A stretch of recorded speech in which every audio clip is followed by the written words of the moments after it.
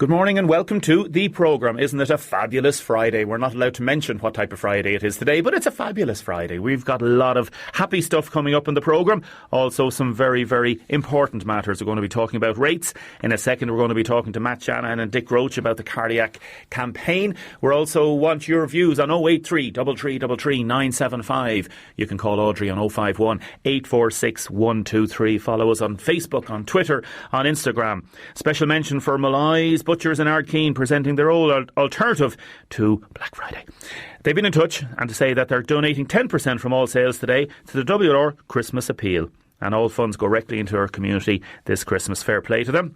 Now, we have a nice competition to give away. Just before I come to the two gentlemen, I will mention the Bach and Handel Christmas Favourites concert. It's taking place in St John's Church in Waterford City this Sunday at 7:30. Tickets are €20 from the Theatre Royal or on the door. We're going to be talking to some of the people that are taking part in this fabulous concert later on in the programme. All you have to do is text in who wrote the Messiah. Who wrote the Messiah?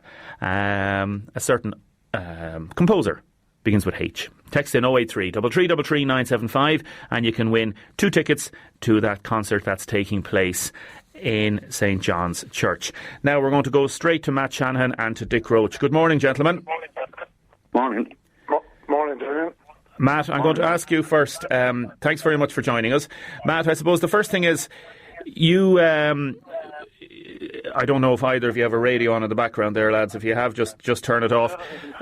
Matt, tell me, you were up in Dublin yesterday and you handed in, what did you do? You handed in signatures or what was it?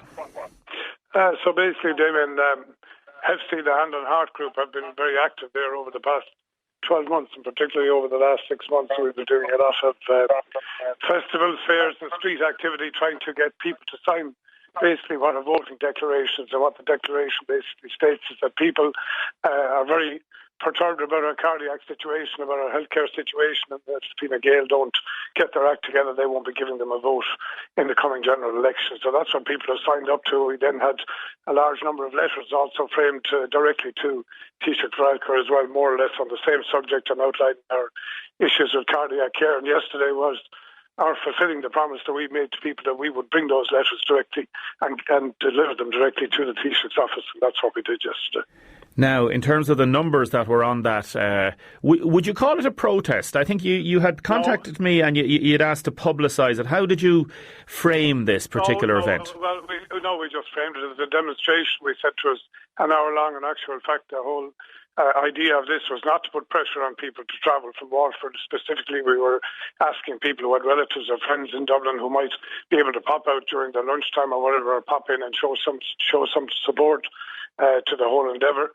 That's what it was. And ideally what it was also, I had, on behalf of HEFSI, sent out invitations to all of the Oireachtas members to come out and meet us. And while we were out there yesterday, I contacted each of our South East Oireachtas members in the Senator Coffey, and I asked them to come out and meet the campaigners, which they did, and to show support. So that's effectively what it was about. It was about making sure that this stuff got into the Taoiseach. And I want to say, even though it drew a lot of criticism, I know from people, but Senator Coffey showed initiative yesterday because the Dáil wouldn't actually allow the declarations to be given into the office. They have a protocol that only 5 communications can be given to an Oireachtas member on any day. So only for the intervention of Deputy Coffey, we would not have been able to meet the Taoiseach's private secretary, and we would not have been able to lodge those documents with him. And I think that was a very good outcome, all told. OK, we just had some problems with Dick's line in a second. I'll just try him here again and see if we can get him on the line here now. Dick, are you there this morning? You are? I am. Okay, I think we might just have lost Matt. We'll get Matt back in a second. That's okay. Dick, what have you got to say to... I know you didn't hear fully what Matt Shanahan was saying there, but he was talking about that it wasn't actually a protest that took place. It was effectively a handing in of these signatures. Who do you represent, Dick Roach? Well, you see, Damien, I'm not representing anyone, only myself, but I've been involved in the campaign in different ways over the last few years, you know. Yeah. I suppose I met Matt first. I was asked to go to a meeting of the South East Patients Advocacy Group, CPAC. as you know, Damien, a few years ago I was the chairman of the radiotherapy campaign, which is a big high-profile campaign in the noughties there. Yeah. It's a similar type campaign to the one this is now. So the guys, Hilary O'Neill and Yvonne Cooney and them, asked me to come out and have a chat about the things we done at the time. Yeah. And that's when I would have first met Matt. Yeah. Afterwards, then Matt went off and he split from CPAG and formed his own group called HEFC, the group that he's speaking on behalf of now. Okay, I know Matt's back on the line, so he can answer this now in a second. Yeah, go ahead, Dick Roche. Yeah, so Matt went off and formed this other group, and I suppose, in fairness to Matt, he went off and concentrated on probably a different angle of campaigning. He went doing more kind of things around leafleting and lobbying, and I know he went around to the Chambers of Commerce and things like that about trying to get people on side, where the CPAC group were the ones who would have organised many protests, like, for example, the I Am Tom protest that people would be aware of after dedicated to Tom Power, who had died on the way to Dungarvan, or on the way to Cork. And I suppose really what I'm coming on about is that it's not, I don't want to be here criticising anyone, Damien, but it's, standing back, I have to say it as I see it, and I'll probably get flack for saying it as I see it as usual, but it's the whole direction of where this whole campaign is after going in the last while, I suppose. And what I mean by that is that, you know, only a while ago we had 20,000 people out on the streets and pressure on the politicians to try and deliver 24/7. I suppose then Matt and the HEFC group put forward Matt as a candidate in the elections, and he was elected as a councillor. He topped the poll. And since then, I suppose, we've seen not much more street action. I mean, fairness, Matt said he was out collecting signatures around different places, and he handed them in yesterday. But I suppose the question I'm asking is, what direction is this campaign taking now that we can put the pressure back on the politicians to try and deliver this 24/7? Okay, and I'm going to ask Matt that directly in a second, but I think you're mincing your words, Dick Roche. I think you're suggesting here that this is the Matt show. Well, look, what I'm saying is that, what I'm saying directly is that, what I've seen is that this has gone down a campaign where it seems to be about electoralism. I mean, I don't know whether Matt is running as a TD, but this is what I believe he is running for the Dáil to become a TD. But this is what I put them at, and it's not a personal thing. It's just about how we deliver 24/7. Well, it sounds Halligan, no, can I make sounds personal to me. John Halligan was in the best position that anyone could be in as an independent in the Dáil, holding the balance of power, and he hung the whole reason why he was going into government on 24/7. And that has not helped to progress the campaign. So I suppose, I don't know, Damien, if you want to think that I'm coming on here for personal reasons, that's up to you.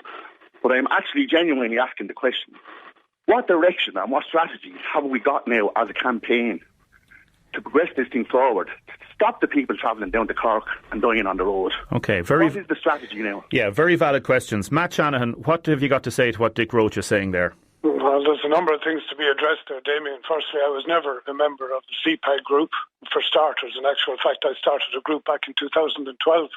People will remember, which was the South East Hospitals Action Alliance. So I have never been involved with the CPAG group. I have obviously met and we have tried to coordinate where we can.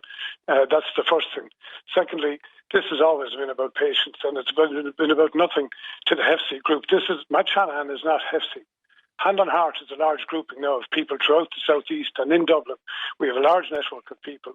We have over 5,500 people who follow us on Facebook. We have a committee of 12 people, and decisions are taken in a democratic way. I don't make the decisions. If I come up with ideas, I bring them to people, and we make a group decision. And yesterday was the culmination, as I said to you, of months and months of activity. When we were out there asking people to come and support us, and all those that did, we were very grateful for. And as I said to you, we followed up yesterday by delivering on the promise that we would bring this directly to the Taoiseach. And in terms of the specific question that Dick Roche is asking, what is the strategy? Have you got a strategy? He says it's not a personal thing. This is about strategy. So before I answer the strategy, I'd also just like to say, Dick suggested that the group put me up as a candidate for local elections. That was not actually what happened. Mary Roach nominated me. So just to correct the record there, I then stood in the local elections again to try and retain the seat and to try and do what I can as a councillor for the cardiac care campaign. In terms of the strategy, Damien, it has never changed. I've been on your programme a number of times and I have always said this is about people power. This will not be delivered by politicians on their own. Yes, they are a key component, but it's up to the people to show support. And unfortunately, in the South East, we have a habit over years and years of not coming together and combining and putting aside whatever political differences people may have and try work to an objective. Dick. And that's what we in Hefsey have tried to do, and that's what we will continue to do. Dick Roach, what have you got to say to that? Well, I suppose this is the key question that needs to be addressed then. If it is about working together, and there was a couple of things stuck in my head when Matt was on with you before, Damien. He spoke about working with Genghis Khan to deliver this. I don't know whether you remember that quote. I do. Now, at that time, when he was referring to Genghis Khan, I think the question was on the back of a question about working with the trade unions, for example, the WCTU. Where were they yesterday? The WCTU weren't there yesterday. Who else wasn't there yesterday was the group, was probably the largest group involved in the campaign who organised the most marches, CPAC. They were totally left out of yesterday. So are you saying that CPAC and WCTU weren't asked or informed about the protest yesterday, Dick Roach? Well, and it's not a protest, as Matt says, just a handing in. Go on. What I'm saying here, Damien, is that on the one hand, Matt is talking about us all unifying, and I totally agree with the language he's using there. But in practice, what's happening is that there's a solo run going on, and that the other groups are being excluded and feel excluded. And I know for the fact that CPAG put out a statement going back a few months ago about this, saying that they were being left out of decisions, that they weren't being included in decisions. Now the trade unions who were fully involved just before the elections, they were nowhere to be seen yesterday. Now here's the question I'm asking, and it's only been delivered with rhetoric really. What is the strategy? All the people united in the South East. But how do we apply the pressure to this government? How do we apply the pressure to Leo Varadkar and the gang up there to deliver 24/7 quicker, to get it down here and no more people have to work? Sorry, Damien, let me finish this point. This language around everyone uniting and joining, that's fine to use that language. But then to go off on a solo run and have a protest with 10 people with a pitcher of Paddy coffee, and the Paddy coffee being tanked on the site, I'd say Leo Varadkar is quaking in his boots this morning. Matt? Well, again, Damien, it's a rewriting of history. Firstly, I'm not sure where CPAG were. They were certainly helping in organising marches. They certainly didn't organise the last number of marches solely on their own, I can tell you that. Can I ask you a specific question then, Matt Shanahan? Were CPAC or the WCTU, that's the Trades Council, asked or informed about yesterday's event? No, they weren't, David, because it was there you go, put out on social media that this was a hand in heart. And why not? For the very reasons I outlined to you already. We had collected a large number of signatures as hand on heart. We gave a commitment to people on that we would hand them in, and that's what yesterday was about. Now, Damien, again, I don't want to blame inside. Dick has had a lot of time on radio there now this morning, just for a second. So have you, Matt. Damien, can I put this question directly to Matt, Damien? Yeah, put the question, Dick. Put the question, yeah. I put this question directly to you, Matt, right? Yes, Dick, yeah. You're speaking about unifying groups, and then at the same time you're telling us that you're not informing groups. You're going off on a solo run on your own, Matt. And I think it was you are now going to run. Let me make the point now, Matt. You are now going to run and stand as a TD for the 24/7 campaign, right? I want to ask you directly, how does you being elected as an independent TD, sitting in the opposition benches, help us deliver 24/7? How does it help? Well, Dick, I didn't know that you were an expert in relations and in employee relations. You might like to have a look at the contracts that I have with companies for work, and then you can decide whether or not I'm working as a TD or trying to run as a TD. That's the first thing. The second thing is what I said already. And so you're not running to say it on behalf of Hand and Heart. I continue to say it on behalf of Hand and Heart. This is about people power. And people power is about people uniting. And I don't know what rationale that you have to come on radio this morning to criticise something that was done by a group who've been actively working over the past 6 and 12 months to try and help deliver something for patients. That's all we are concentrated on. But if other people want to support us, they're welcome, and we'll happily support other people. But we cannot work with partners who are not willing to work with us. So you're saying... Good relationship with hang on, let me answer that, Damien. I cannot understand your rationale, Matt Shanahan, when you talk about people power and people working together. Then you organise an event and you exclude your partners from that event. You don't invite them. I didn't exclude any. After being talking about before the election working with Genghis Khan, now all of a sudden you don't want to work with these people. Your language don't match up your actions, Matt, I'm afraid. Now, Matt, I am willing to work with you, and CPAC is willing to work with you, and the WCTU is willing to work with you. If you are willing to work with us, the problem is that you're going off on solo runs. Yesterday, many people, I saw it on social media last night, yesterday thought the whole aesthetic of the pictures looked like a farce yesterday. And it looked like it was damaging to the campaign, Matt. Now, it's easy to be a sideline supporter and to criticise what you've done, Matt. Damien, and I appreciate the work you've done. The big road show now this morning, Damien. No, come in there. It's not, and it's not the Matt Shanahan show either, so you can answer that question if you want. Okay, yeah. Absolutely. Firstly, I have engaged with the Waterford Trades Council, and Dick Roach wasn't a part of the group that I engaged with, so I don't know why he's speaking on behalf of the Waterford Trades Council this morning. I'm not speaking on behalf of the Waterford Trades Council. When you just said that you will work on behalf of the Trades Council, you weren't there when I met the Trades Council last September. I've never had any dealings with you as part of the Trades Council. Well, I didn't have any dealings with you, Dick.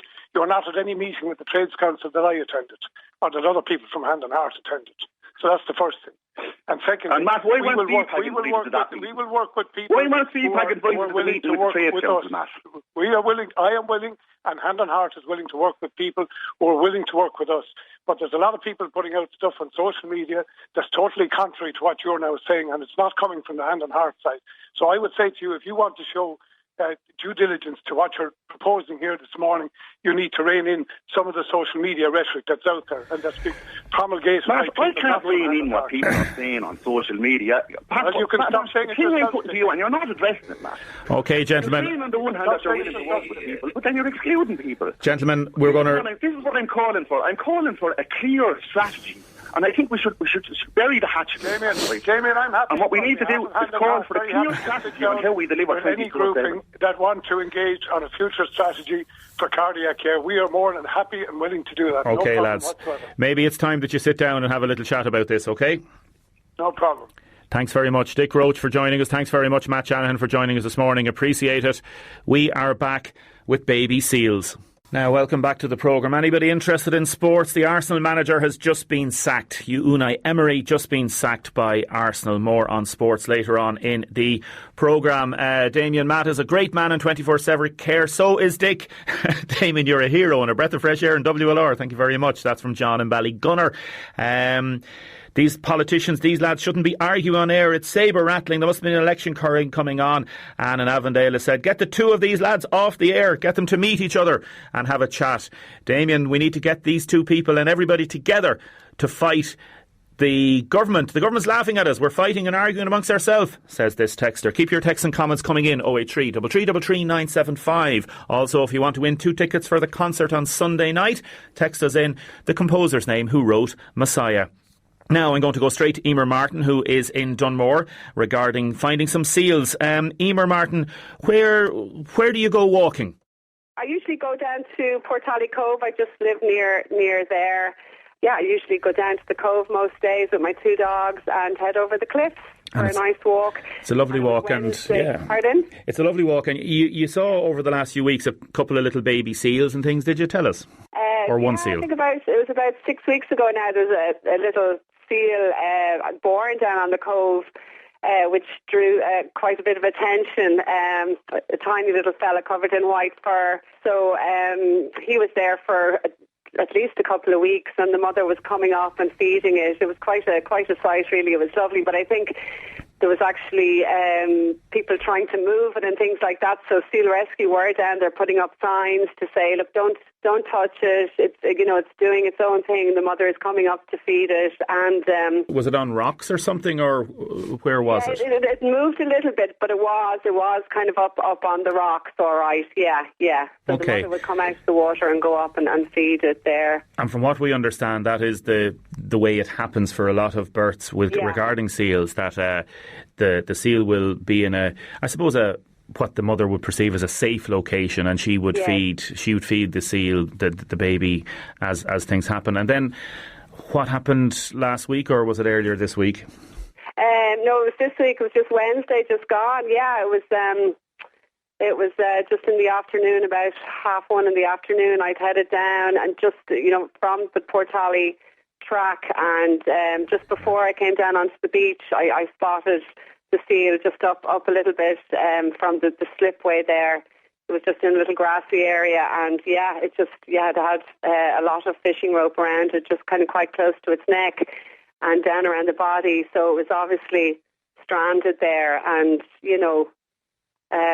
it was cut, little areas on the body cut and that. So I don't know how long that the net had been on it. And how did you? Tuesday. Was it? Well, I suppose it's a distressing thing to see, or how did you feel?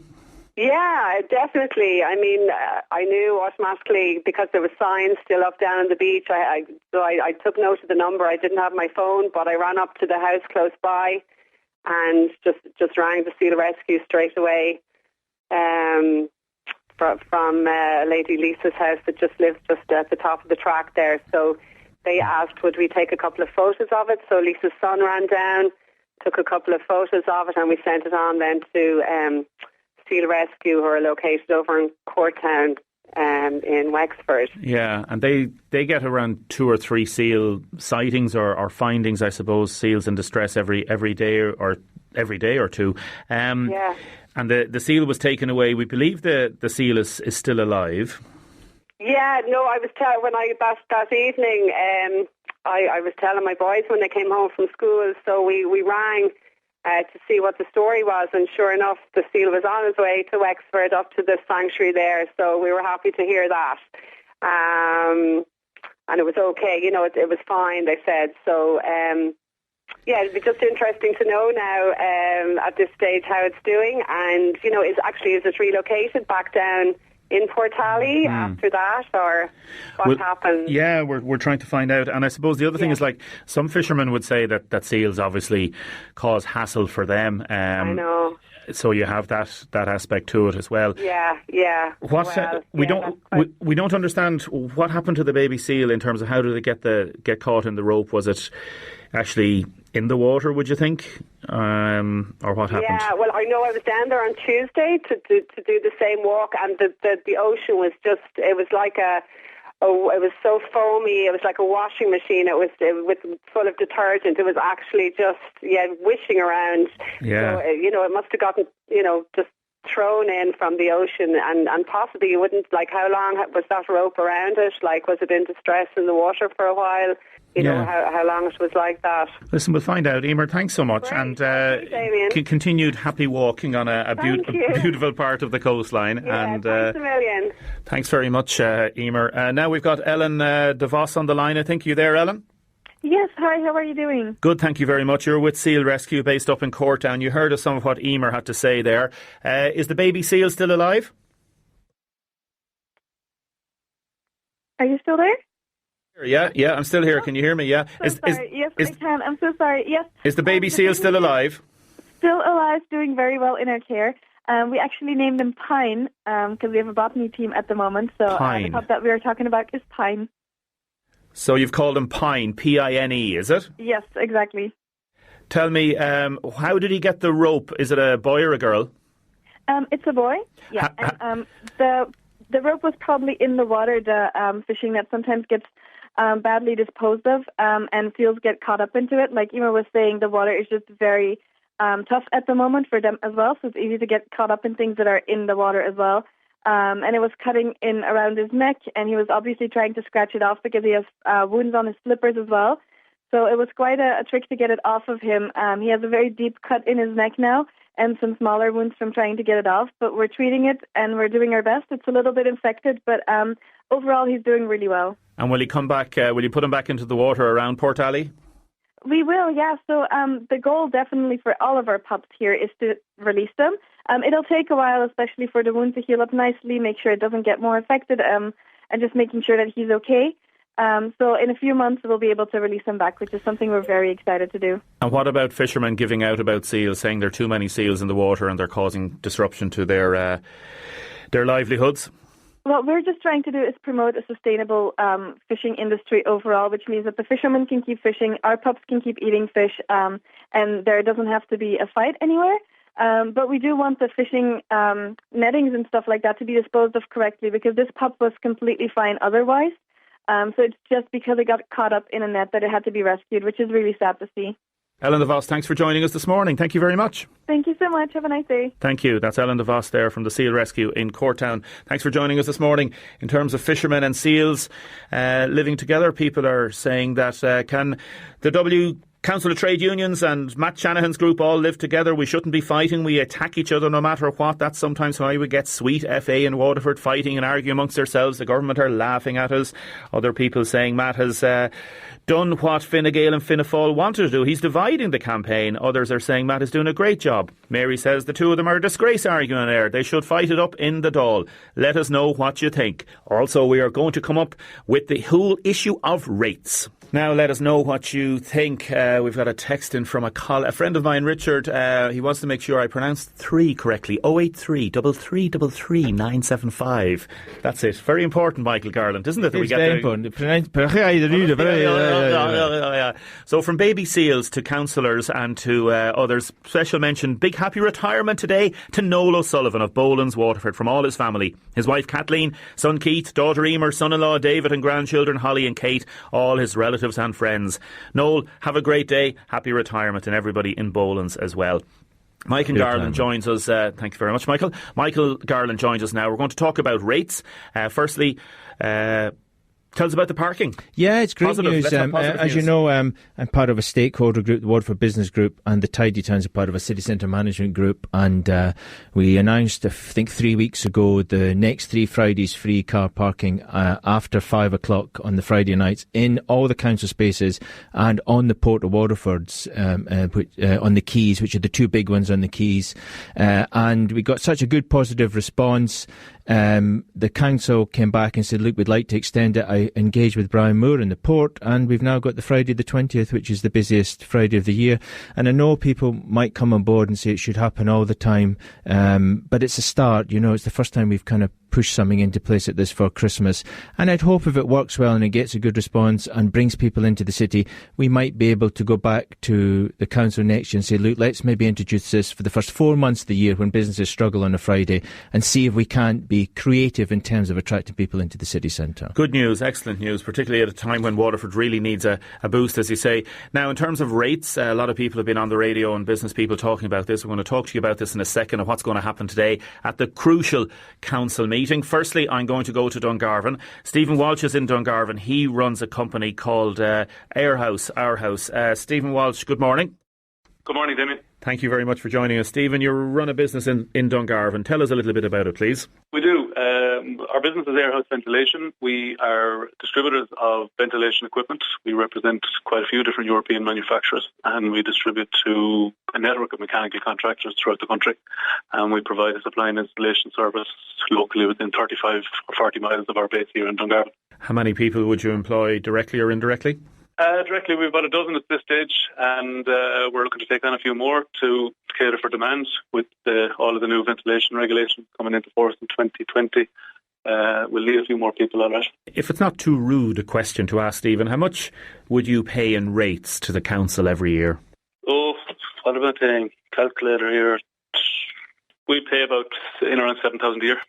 €7,000 a year to the council in rates. And what do you get for that? Do you know what you get for that? I suppose I couldn't put my finger on anything in particular, if I'm honest. I suppose we all drive under lights in the evening, and I suppose we drive on the road in the morning and evening. But look, I suppose there isn't there isn't a menu of options that we have to choose from. To be fair. And do you pay water rates separately to Irish Water then? Yeah, we do. I suppose, look, we'd be subject to the whole host of typical business costs that all of my all the other businesses around us are paying. So, they all have to be paid before we put the key in the door. Yeah. The council's obviously in a difficult situation at present regarding finances. What would an increase in rates mean to you or for you? I suppose, look, it's not good. It's especially not good for businesses, let's say, who are maybe, shop owners with one or two staff. Yeah. Shop frontage that they have dictates the amount of money that they pay every month or every year, and there's sizable bills. Retail, my understanding, gets hit a little bit harder than commercial operations like ourselves. But look, every business has a lot to pay for as it is, increased insurance costs, etc. They all add up, and I suppose this is just another nail in the coffin, if you like. Yeah, it's very difficult. You can understand, obviously, where the council are coming from as well, that they have to make a budget, and if they get hit with other bills, for example, re-evaluation of Irish water rates, they have to make up the shortfall somewhere. But they do, and look, I suppose it's a difficult situation for everybody involved. Okay, there's a 3.3 million gap that has to be plugged. My understanding is there's 2 million of that has been offered to the government as a once-off. Yes. I suppose raising the question already before we even cover the last 1.3 million. What are we going to do next year? So there's been a few things that the Dungarvan Chamber of Commerce and other bodies have been doing their best, I suppose, to try and get some kind of understanding and finality to this. But there's other issues. The local property tax, the decision was made to put that to bed in advance of this budget being finalised. That unfortunately has limited the council's options. So yes. It's not an easy time for anyone. No. Stephen, any other issues that come to mind in relation to this topic? Well, I suppose as I just mentioned, going forward, we're going to have to plug another hole next year, and really, I think a little bit more strategic thinking is required. We have to think long term as a county. We're going to have to be more self-sufficient. I think we might have to consider joint ventures with energy companies. The council has assets. There's 5,000 houses in its ownership at the moment. Potentially that could be 5,000 very large solar collectors. They could generate free electricity from it. It's green. They could sell it back to the customers. They could sell it back to the grid. They could make money from it, So we're also lucky. Water is lucky to be one of 13 counties in the country that has a coastline. At the moment, we're putting wind turbines on hills. Some people don't like them. Those turbines and more of them could be put out 15, 20 miles out to sea, and we could really start to capitalise on the county's assets. So, but look, the money isn't there for any of this, but all of that money can be found if the will is there. It's going to need a little bit more strategic thinking for the next 15, 20 years. Stephen Walsh, thanks very much for joining us this morning. You're very welcome, Daniel. Thanks very much, Stephen. Michael, when you hear stories like Stephen's there, I suppose it's something you're hearing quite regularly. Yeah, businesses are struggling, and I think that deprivation index just shows that, and that shows the availability of income or disposable income for people to spend. But certainly over the last few weeks we've been lobbying very, very hard, and we've had great engagement from obviously Councillor Eddie Mulligan, who sits on the business group, but also great engagement from the other side of the house, the Pact, through Jim Griffin and David Cummins. David Cullinan's been mixed up the John two Cummins and David Cullinan. David Cullinan's been very engaged with us as well, and myself and Glenn Sheridan have met them on several occasions, and we'd be very hopeful that we put a very clear case for a no rates increase. So not just this year though, because we fear if they're trying to make up that shortfall of 2 million and they can't, it'll go on to next year. So 2 million plus 3.3 million, suddenly it becomes 5.5, and that becomes more and more money. So what we're saying is that until... Can I just ask you before what you're saying, what's your indication in terms of where the parties stand on this? Well, I would hope through the lobbying that we've done that for the first time, the Sinn Féin guys will be able to argue for a zero rates increase, which is very, very important. And then by that, the Fianna Fáil and Fine Gael will obviously hopefully come and go, because they are parties that traditionally support businesses. So for people that don't know, the proposal is for a 5% increase. The management are looking for a 5% increase. Yes. And you're suggesting or saying, and we heard Conor McGuinness yesterday on the programme saying he will probably, and they will probably look for a meeting with the minister. In other words, there will be a deferral after the meeting today at 4 o'clock. I absolutely hope it's okay, because if you go back to the whole revaluation in 2013, when all the rates were revalued for the businesses, we engaged with Minister Hogan and got money from Hogan. He got about 5 million, I think it was 5 million, over the subsequent years to stop that rates increase. So that allowed all the rates, the three different ratings to be level where we are today. So what we're hoping will happen is that shortfall, that they've got 2 million, so there's a shortfall of 1.3, plus I think there was already a shortfall of around 700,000. So there's really a shortfall, I think, of around 2 million. But I think they can find the 700,000. That's the council's own shortfall. So they're still looking for that 1.3. And I read that letter, and as I read the letter, that's still open to negotiations to find that 1.3 million. But the bottom line is, this couldn't have been a surprise. It couldn't have been just 4 weeks ago a letter comes out the blue from government at a national level saying, oh, by the way, you're not getting rates for Irish Water and you're suddenly going to have to pay an extra 3.3 million. This surely happened months and months and months ago.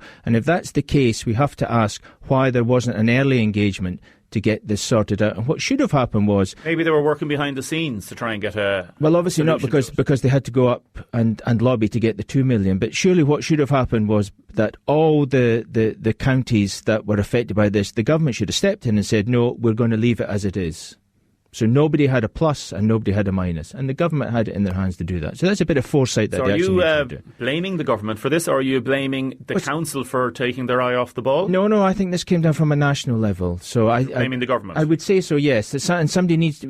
Because they wouldn't have decided 4 or 5 weeks ago that Irish Water was going to have its rates revalued and Waterford was going to lose out to the tune of 3.3 million. There must have been a longer process that went on board with that. And that comes through civil servants and at a government level. So somebody must have known that these conversations were taking place and Irish Water was going to have a revaluation. So we have to ask the question is, why was the notice so low? And if there was an early indication of it, why we weren't lobbying far, far ahead of the budget. But the local councillors would say, for example, Fine Gael would say that, well, they've managed to get 2 million back from the government. They're going to give us 2 million back. So, what's your indication in terms of where Fianna Fáil and Fine Gael are going to stand regarding rates increases? Well, I certainly hope they would back a zero rates increase, because they are parties of business at the moment. So I think that's all that they can do. If Sinn Féin, as indicated through Conor and through the conversation we're having, will stand up and say a zero rates increase, then everyone then has to back that. The bottom line is, and some people may say, well, it's only an extra €100 on a business, but you've, over the last weeks, been talking to businesses about the huge cost of insurance going up. So businesses get sales, they then get their costs. All their costs are going up and up and up and up. Their sales are stagnant or, in fact, dropping. October, November have been terrible months in the city in terms of sales.